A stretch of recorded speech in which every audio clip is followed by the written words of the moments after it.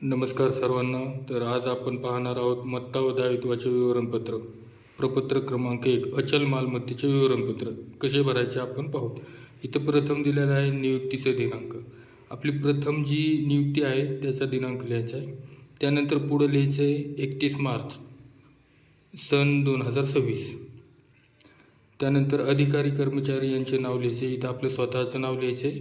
त्यानंतर संवर्ग आहे. इथं पहा, संवर्गामध्ये आपला जात संवर्ग न लिहिता आपण श्रेणी संवर्ग लिहायचा आहे. अ ब क ड आपण कोणत्या श्रेणीचे कर्मचारी आहोत ते.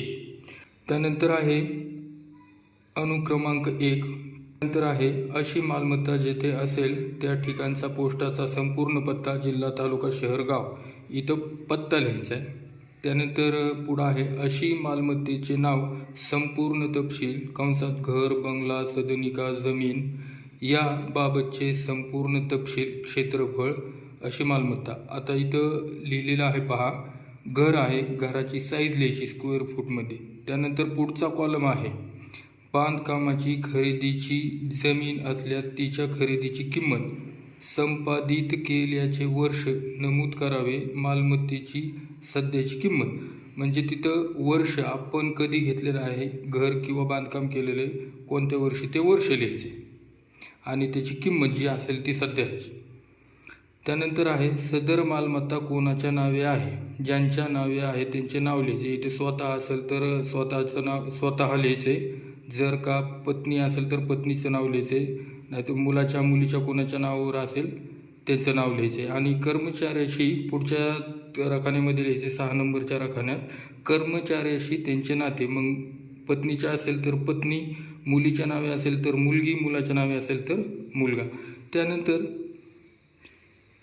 ती मालमत्ता, सदर मालमत्ता कशी व कोणाकडून संपादित केली त्याचा तपशील, कंसात आहे खरेदी केली, भाडेपट्ट्याने घेतली, गहाणखत करून घेतली, वारस हक्काने, भेट किंवा अन्य मार्गाने मिळवली. तर इथं आपल्याकडे ती कोणत्या कशी आलेली आहे, खरेदी केली किंवा वारस हक्काने आली ते नमूद करायचं आहे. आणि पुढे लिहायचं आहे मालमत्तेपासून मिळणारे एकूण वार्षिक उत्पन्न. जर आपलं घर असेल आणि ते जर का आपण भाड्याने दिलं असेल तर वार्षिक एकूण उत्पन्न आपल्याला किती मिळते त्यापासून ते लिहायचं आहे. त्यानंतर 2 नंबरला इथं लिहायचं आहे पत्ता लिहायचा आहे. त्यानंतर पुढं लिहिलेलं आहे शेती जर आपल्याकडं असेल तर तिथं लिहायचं आहे शेत, त्याचा गट नंबर, सर्वे नंबर. त्यानंतर कोणत्या वर्षी आपल्याकडं आलं आहे ते वर्ष नमूद करायचं आहे. त्यानंतर 5 नंबरच्या कॉलममध्ये आहे की ज्यांच्या नावे आहे त्यांचं नाव. म्हणजे ते आपल्या स्वतःच्या नावावर असेल तर स्वतः लिहायचे. पत्नी, मुलगा, मुलगी कोणाच्या नावावर येते आणि त्यांचे आपल्याशी नातं लिहायचे. पत्नीच्या नावावर असेल तर पत्नी, मुलाच्या नावावर असेल तर मुलगा, मुलीच्या नावावर असेल तर मुलगी.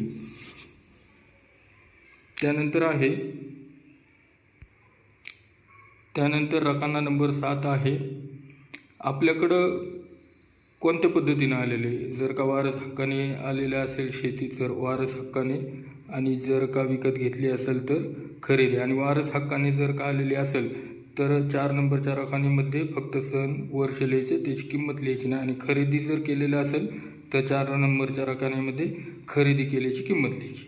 आता 8 नंबरचा रकाना आहे मालमत्तेपासून मिळणारे एकूण वार्षिक उत्पन्न. मग शेतीतून आपल्याला दरवर्षी किती उत्पन्न मिळते ते तिथं नमूद करायचं आहे.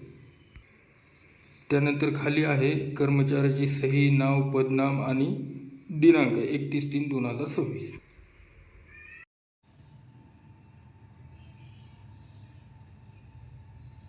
त्याच पद्धतीनं प्रपत्र 2 पाहणार आहोत. मत्ता व दायित्वाचे विवरणपत्र प्रपत्र 2 चल मालमत्तेचे विवरण. यामध्ये नियुक्तीचा दिनांक लिहायचा आहे. त्यानंतर पुढं 31 मार्च 2026.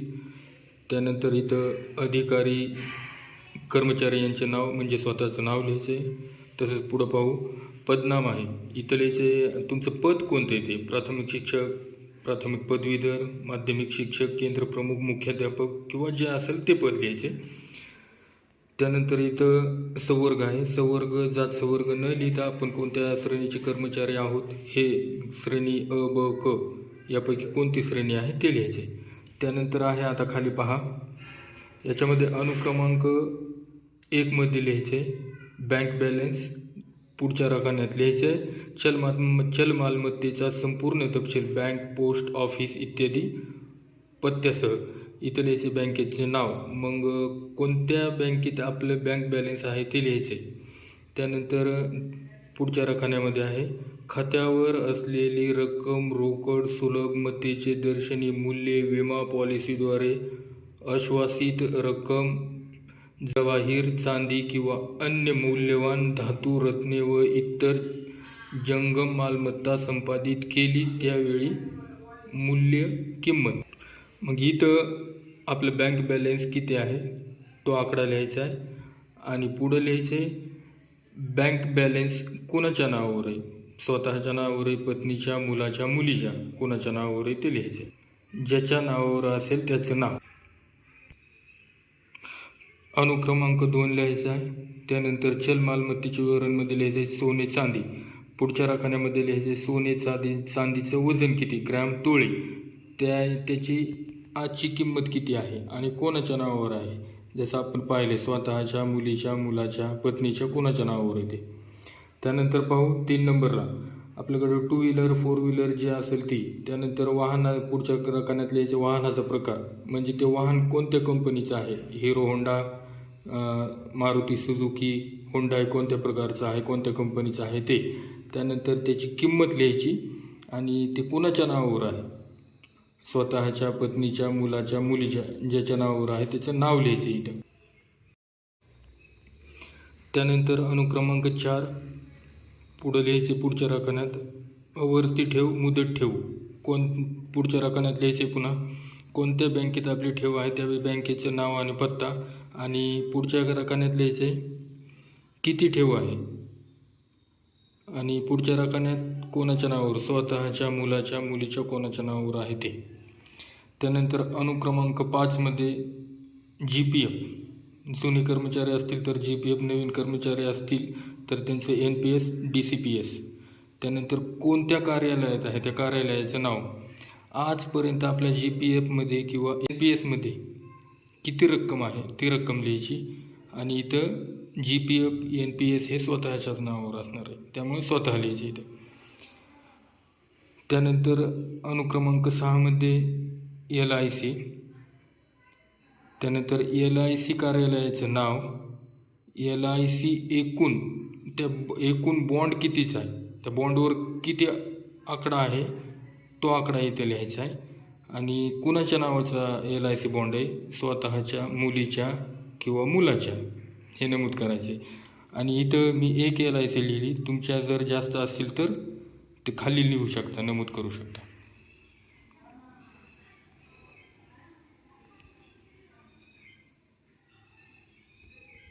त्याच पद्धतीनं प्रपत्र 3 पाहू. मत्ता व दायित्वाचे विवरणपत्र प्रपत्र 3 दायित्वाचे विवरण. आता याच्यामध्ये आपल्याकडं कर्ज किती आहे, कोणत्या बँकेचं आहे ते नमूद करायचं आहे. इथंही तीच माहिती लिहायची. नियुक्तीचा दिनांक 31 मार्च 2026. त्यानंतर आपलं पदनाम, त्यानंतर अधिकारी कर्मचारी यांचे नाव, त्यानंतर संवर्ग. आता इथं आहे अनुक्रमांक 1 मध्ये इथं रक्कम लिहिलेली आहे 10 लाख आणि पुढं आहे बँक व पत्ता, म्हणजे कोणत्या बँकेचं आपल्याकडं लोन आहे त्या बँकेचं नाव आणि पत्ता. आणि इथं आहे व्यवहाराचा तपशील, याच्यामध्ये कशासाठी आपण घेतलेलं आहे, इथे केलेलं आहे गृहकर्ज. त्यानंतर पुढं आहे 2 नंबर रक्कममध्ये आहे 5 लाख रुपये. धनकोचे नाव व पत्ता, याच्यामध्ये सोसायटी, शिक्षक पतसंस्था जी कोणती असेल त्याचं नाव लिहायचे आणि पत्ता लिहायचा आहे. त्यानंतर व्यवहाराचा तपशील, म्हणजे आपण कशासाठी घेतलेलं आहे, शेत घेण्यासाठी घेतले का मुलांच्या शिक्षणासाठी घेतले ते. त्यानंतर अनुक्रमांक 3ला आहे घेतलेली रक्कम 2 लाख रुपये, कोणाकडून घेतलेले आहे ते पुढच्या रकान्यात, पतसंस्था, तिचं नाव आणि पत्ता. त्यानंतर कशासाठी घेतलेले आहे, वाहन खरेदी. त्यानंतर 4 नंबर आहे रक्कम आहे 5 लाख रुपये. धनकोचे नाव याच्यामध्ये बँकेचं नाव लिहायचं आणि पत्ता लिहायचं आहे. आणि रक्कम कशासाठी घेतलेली आहे, लग्न कार्य किंवा इतर काही. आणखीन जर का तुमच्याकडं कुठलं लोन असेल, कर्ज असेल तर ते तुम्ही दाखवू शकता.